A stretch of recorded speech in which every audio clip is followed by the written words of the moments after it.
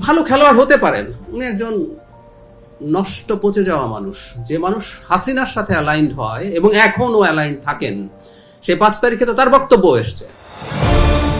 সাকিব আল হাসান ভালো খেলোয়াড় হতে পারেন, কিন্তু তিনি একজন নষ্ট পচে যাওয়া মানুষ বলে মন্তব্য করেছেন প্রধানমন্ত্রীর তথ্য ও সম্প্রচার বিষয়ক উপদেষ্টা ডক্টর জাহেদুর রহমান।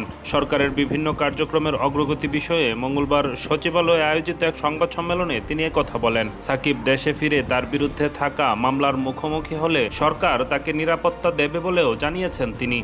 খেলোয়াড় হতে পারেন, উনি একজন নষ্ট পচে যাওয়া মানুষ। যে মানুষ হাসিনার সাথে অ্যালাইন্ড হয় এবং এখনও অ্যালাইন্ড থাকেন, সে 5 তারিখে তো তার বক্তব্য এসছে। সো ডোন্ট কেয়ার উনি কত নামি, কত সুনাম তার আছে, এসব ফালতু কথা উনি বলেন আসলে সরকারকে কিছুটা চাপে ফেলার জন্য। আমি আবারও বলছি, এনিবডি কেউ আছেন, উনি বাংলাদেশে আসবেন মামলা ফেস করার জন্য, আইন ফেস করার জন্য, বিচার ফেস করার জন্য, এবং উনি এয়ারপোর্টে নামলে কি লোকজন মব করে তার কিছু করে ফেলবে? উনি কি সেটা মনে করেন? আমরা কেউ মনে করি? No way. উনি আসবেন এবং ওনার নিরাপত্তার মাধ্যমে উনি ফেস করবেন ওনার যা যা অভিযোগ আছে, এবং সেখানে যা যা আইনগত ব্যাপার আছে সব তিনি মেনে নিয়ে যদি আসেন, কোনো সমস্যা আমি দেখি না।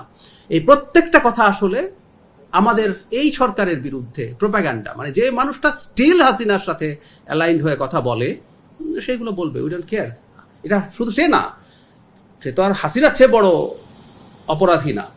হাসিনাও যদি বাংলাদেশে আসেন, উনি তো বলছেন ডিসেম্বরে আসবেন, আমি বহুবার বলেছি তিনি যদি আসেন পূর্ণ নিরাপত্তার সাথে তিনি আসবেন, পূর্ণ নিরাপত্তার সাথে তিনি বিচারিক প্রক্রিয়ায় যাবেন, পূর্ণ অধিকার ভোগ করবেন বিচারিক প্রক্রিয়ায়, যা যা করা দরকার। তারপর আদালত যে সিদ্ধান্ত নেবে সেটা আমরা সবাই মেনে নেব।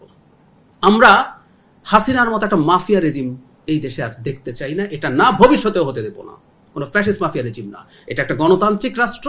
এখানে সবচেয়ে বিভৎস অপরাধীটাও তার নাগরিক অধিকার যা যা পাওয়ার, সাংবিধানিক অধিকার যা যা পাওয়ার, সেটা সাকিব আল হাসান হোক, সেটা হাসিনা হোক।